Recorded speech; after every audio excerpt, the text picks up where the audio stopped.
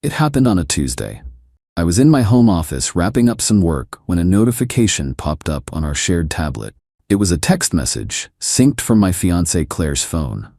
We rarely used the tablet, it mostly just sat on the charger, but for some reason I glanced at it. The message was from her mom. Her mom. Any luck getting him to talk about the loans? And then a new message from Claire, a reply that just popped up right as I was looking. Not yet, he's avoiding it, but don't worry, I'll get him to agree before the wedding. Once he pays them off, I'm gone. I just stared at it. The words didn't seem real. It was like my brain just refused to process them. I run my own architecture firm. My entire life is about details, about how things fit together. And this one sentence just took a sledgehammer to the entire structure of my life. Gone. Once he pays them off. It wasn't a joke. It wasn't a misunderstanding. It was a plan. A cold, simple, brutal plan. My first thought was just white-hot rage. I wanted to pick up the tablet and throw it through the wall. I wanted to walk into the living room where I could hear her laughing at some show on TV and just unleash hell. But then, something else took over. A weird, icy calm. This wasn't something you scream about. Screaming is what you do when you're trying to save something. This thing was already dead. All that was left was the demolition. I took out my phone and took a picture of the tablet screen. I emailed it to myself. Then I went back to the message thread on the tablet and just kept scrolling up. She'd been careless, so sure that her quiet, predictable fiancé would never think to look. It was all there, going back months. A carefully orchestrated plot, masterminded by her mother, to get me to pay off her $150,000 in student loan debt from her art history degree. There were texts from her mom coaching her on what to say, how to act. Don't be aggressive about it. Make it about our future. Tell him you can't feel settled until you're both debt-free as a team. Cry a little if you have to. He'll feel guilty. And Claire's replies, he's so focused on the wedding planning, it's the perfect distraction. I almost feel bad sometimes. He's a good guy. Followed by her mom's reply, don't feel bad. Feel smart. This is for your future, not his. The one that really got me was about what came after. But what do I do after? It'll be obvious if I leave right away. You stay for a year, make it look good. Then you say you're unhappy, you've grown apart. By then, the money is gone, the loans are paid, you walk away free and clear. It's a perfect plan. A perfect plan. For 2 years, I thought we were building a life. She thought she was executing a heist. I closed the message app. I stood up and walked to the kitchen. My hand was perfectly steady as I poured a glass of water. She was still on the couch. Hey, babe, she said, not looking up from the TV. You okay? You're quiet. Just thinking about a project, I said. My voice sounded normal. It was the calmest I had ever felt. She thought she was playing chess, and that I didn't even know there was a board. She had no idea I had just seen the whole game, every move she was planning to make.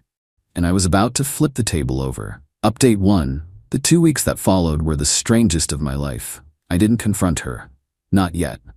Confrontation would lead to denial, fake tears, and promises to change. It would be messy. I don't do messy. I do clean, precise, and final. Thank you for all the comments on my first post. A lot of you said to play the long game, but I couldn't. Every moment I was in the same house as her felt like a lie. My plan had to be fast and brutal. First, I documented everything, every text message. I also started looking into our finances. She lived in my house, I paid the mortgage and all the utilities. She drove a car that was in my name.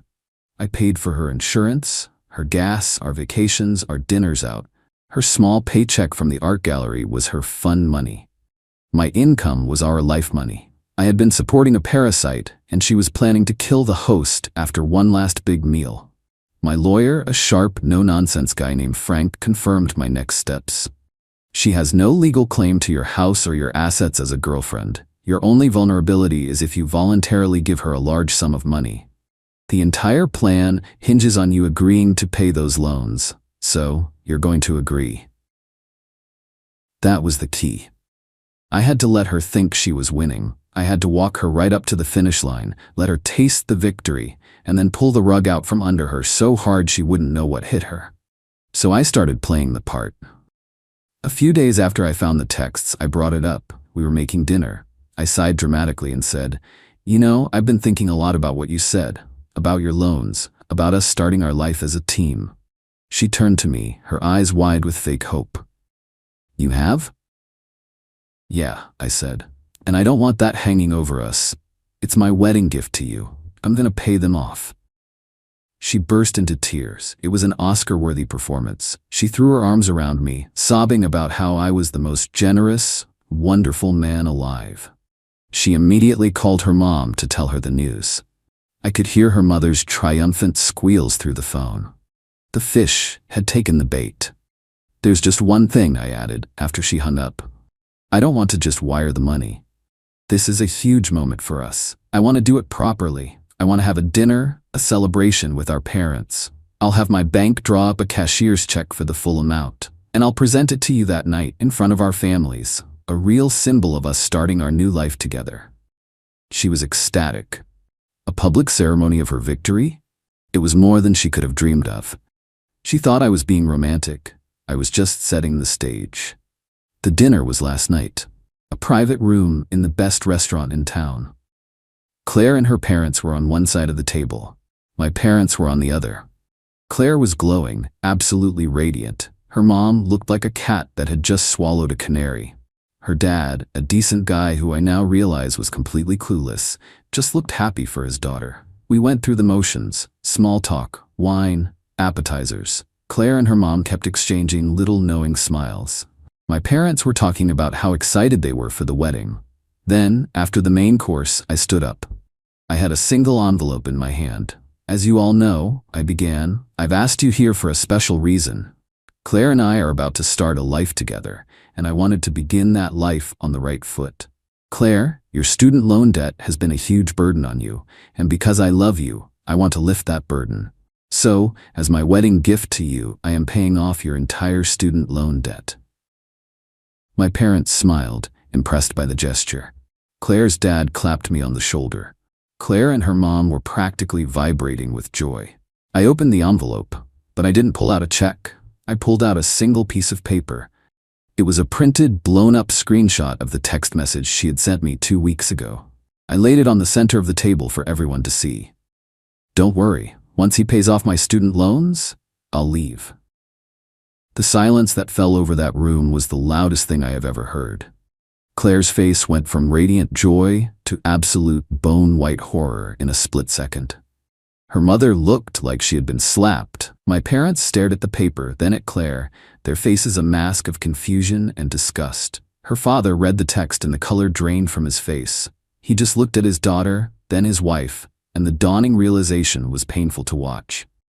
This was never a wedding, I said, my voice cold and even. It was a con. A very well-planned con, I'll admit. Your mother should be proud. I then pulled out a second set of papers. They were copies of the text conversations between Claire and her mom, the ones where they planned the whole scheme. I handed a set to my parents and a set to her father. I believe these will answer any questions you might have, I said. Claire started sobbing, a pathetic, gasping sound. Mark, no, it's not what it looks like. I can explain. There's nothing to explain, I said, cutting her off. You explained it all perfectly in your texts. The wedding is off. We are over.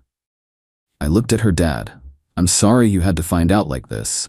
You raised a daughter, but your wife raised a con artist. Then I stood up. Mom, Dad, let's go. We walked out of that restaurant, leaving them to sit in the wreckage. The fallout began before I even got to my car. A hysterical voicemail from Claire, screaming and crying. Then a text. You have ruined my life. My reply was simple. No, I just stopped paying for it. I got home and all her stuff was already gone. I'd had movers pack it up and deliver it to her parents' house while we were at dinner. The locks were changed. The digital T-code was erased. For the past 24 hours, my phone has been a war zone. I finally just blocked her number and her mom's, but I got one last desperate voicemail from a blocked number this morning. It was her. Mark, please, she sobbed. You can't do this. I made a mistake, a horrible mistake. My mom, she pushed me. Please, I'm going to go to your parents' house.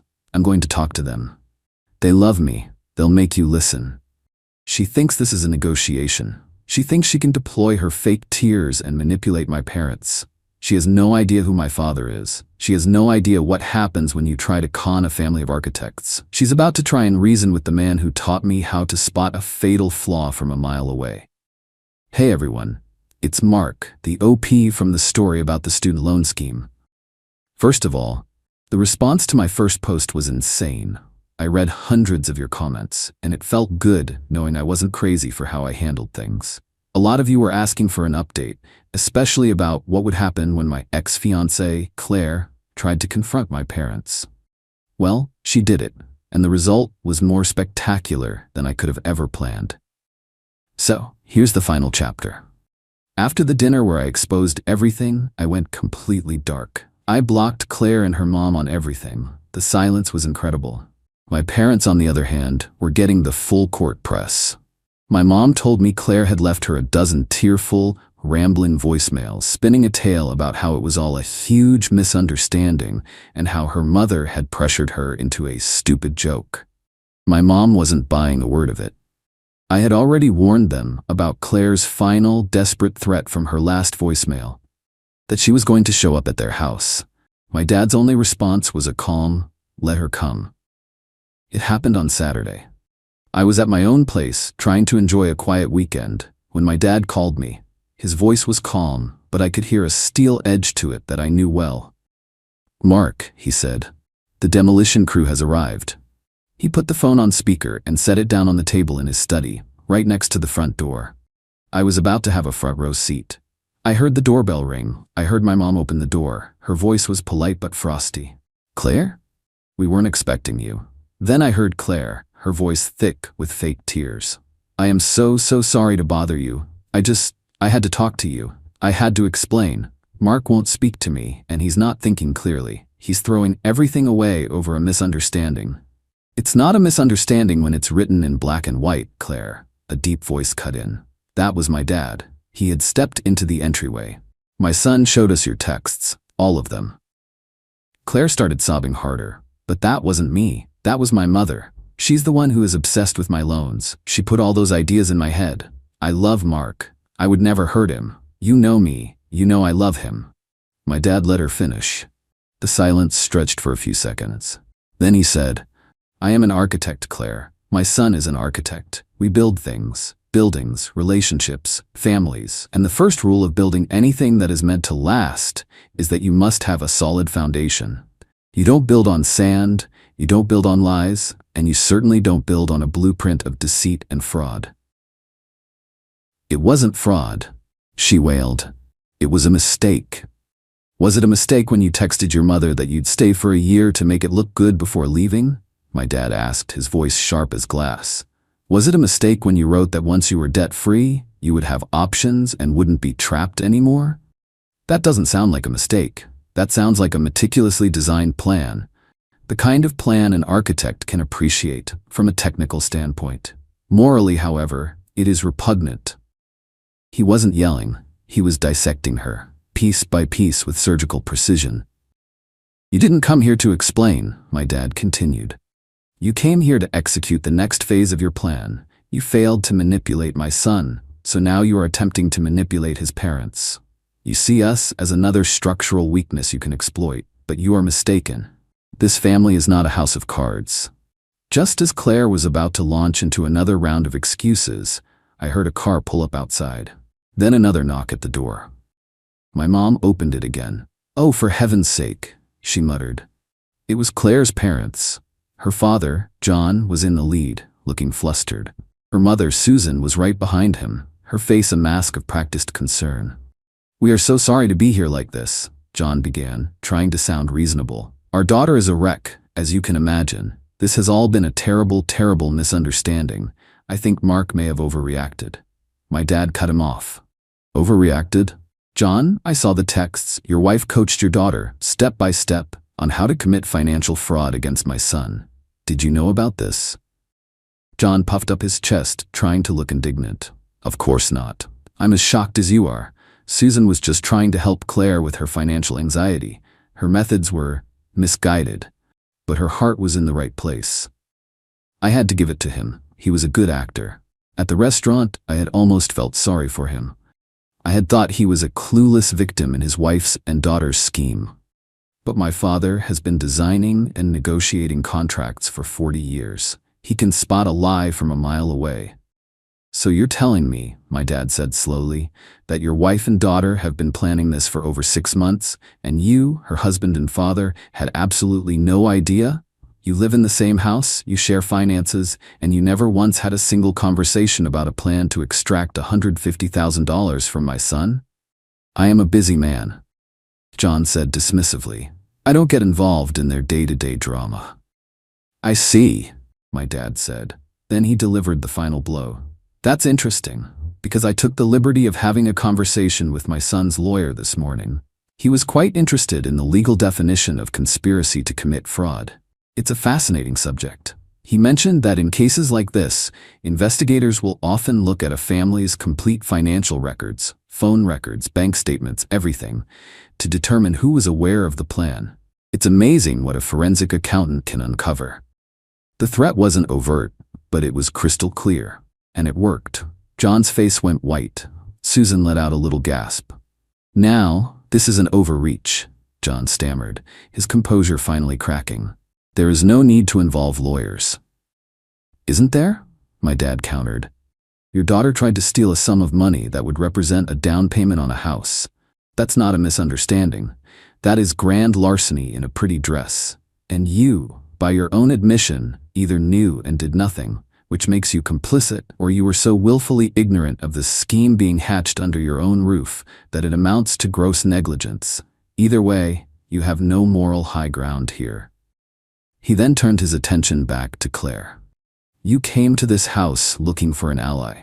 You will not find one here. You targeted my son because you thought his kindness was a weakness. You saw his stability as an opportunity. You are a predator, and you are no longer welcome in this family or in this house. The engagement is over. The relationship is over. You will have no further contact with my son. If you attempt to contact him or us again, we will pursue a restraining order. Is that clear?